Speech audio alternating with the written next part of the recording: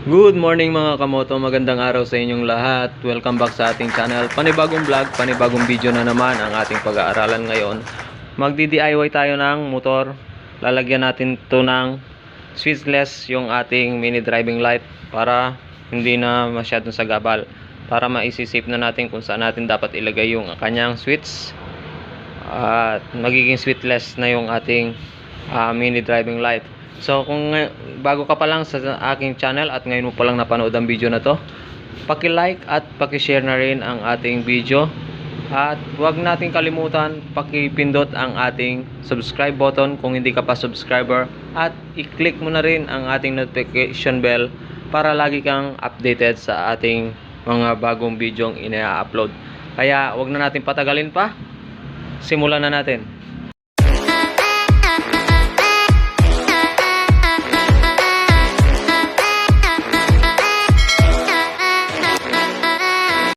So ayan yung ating mga gagamitin sa ating switchless. So gagamit tayo ng dalawang mini relay. Ito yung SPDT or single pole double throw. Yan yung SPDT na relay, mini relay yung gagamitin natin. At saka dalawang capacitive touch. Ito yung harap niya, ito yung likod. Yan.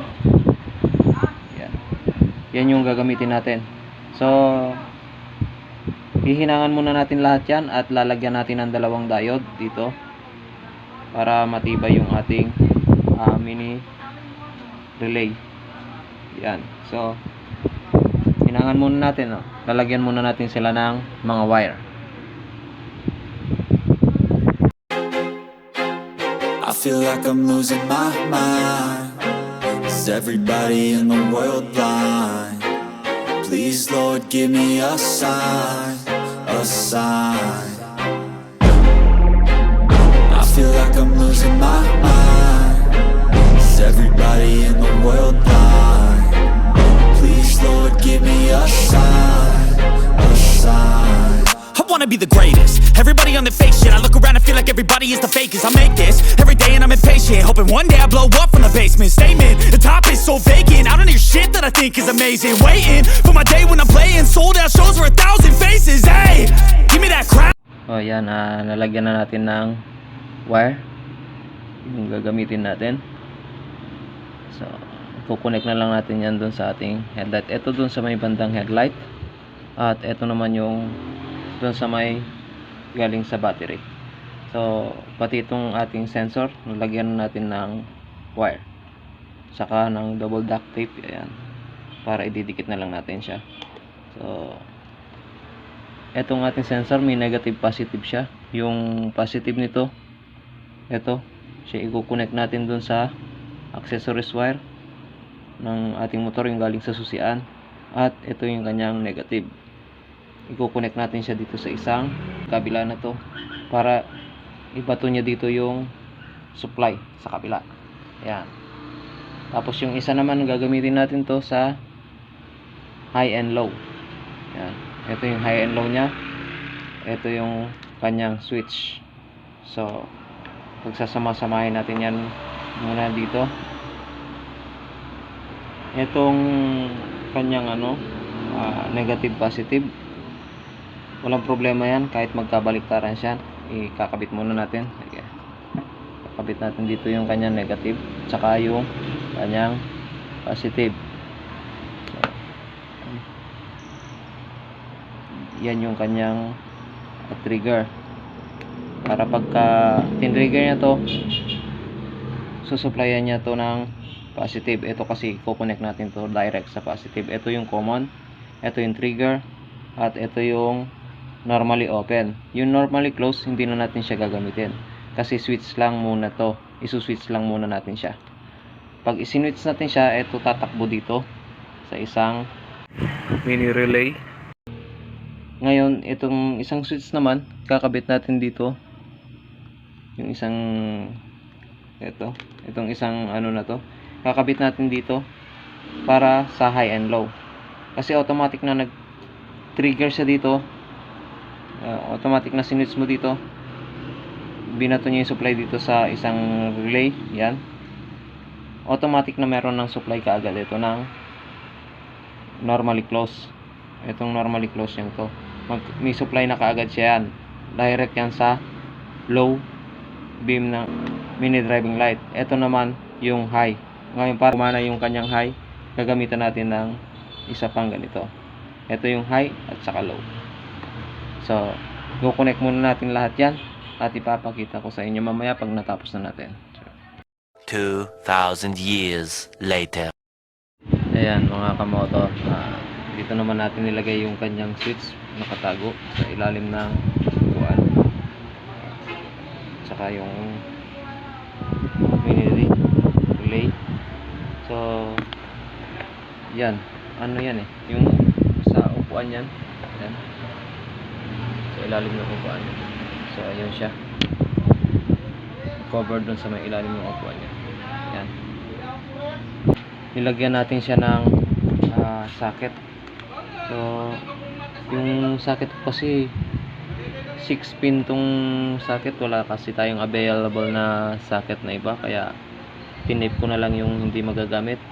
At yung tatlong wire lang yung gagamitin natin. Papunta dun sa may mini driving light. So, dun naman sa may parting harapan, kakabit din natin yung isa nito at saka yung isa pang mini relay. Ito yung kakabit natin dun sa may bandang harapan. Ito dun sa may bandang likuran. Ito yung switch, main switch, at ito yung high and low nung ating mini driving light dun sa harapan. So kakabit muna natin at papakita ko mamaya sa inyo kung paano natin itong i-set. 2,000 years later. Yan, so dito naman tayo sa ating motor ngayon. Itong kulay yellow wire na to, siya yung nakakonect dun sa common ng ating mini driving light. So yan, puputulin natin yan. Yan. Puputulin natin dito yan. Yan. At yung pinagputulan na yan, siya yung ikakabit natin sa common na itong ginawa natin dito. Dito natin kakabit yan sa common. So, para ibato niya dito sa papunta dun sa may isang mini driving light na yon. So, ito naman, ikakabit natin to sa normally close. Yan. Ito yung normally close. Ito yung common. So, itong common, yung nasa gitna ng relay, yun. Yan yung i-connect natin. So, i-connect ko muna para may ayos na natin at iisa-isahin natin doon sa bandang itaas mamaya. Dito muna tayo sa may bandang ibaba.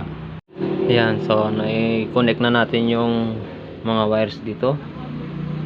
Yung kanyang positive papunta doon sa common, na-connect na rin natin. Ilagyan natin ng socket. So wag niyo nang pansinin to kung bakit 3 wires yan. Pinagsama-sama ko na lang. Saka dito pinagsama-sama ko na lang siya kasi manipis yung kanyang wire. Pinagsama-sama ko. Pagdating naman dito, solo na. So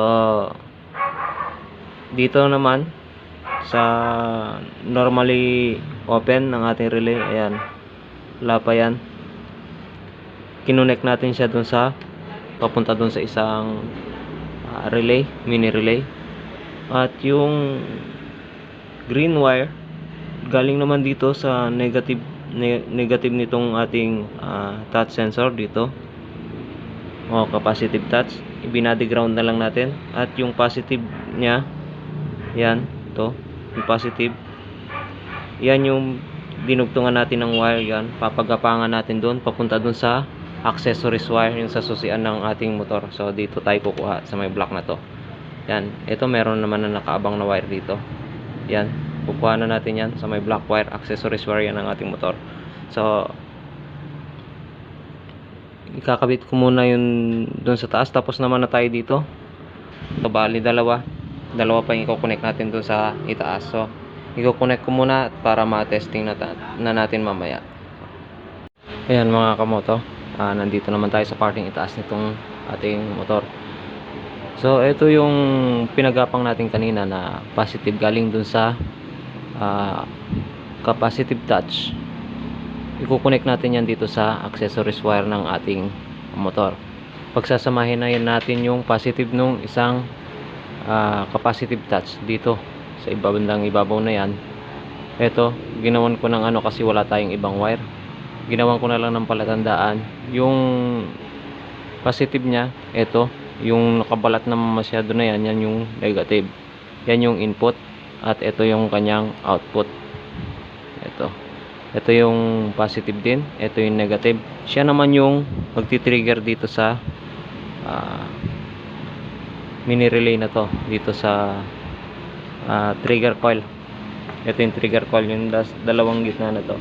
So meron pa tayong isa na wire na galing sa ibaba.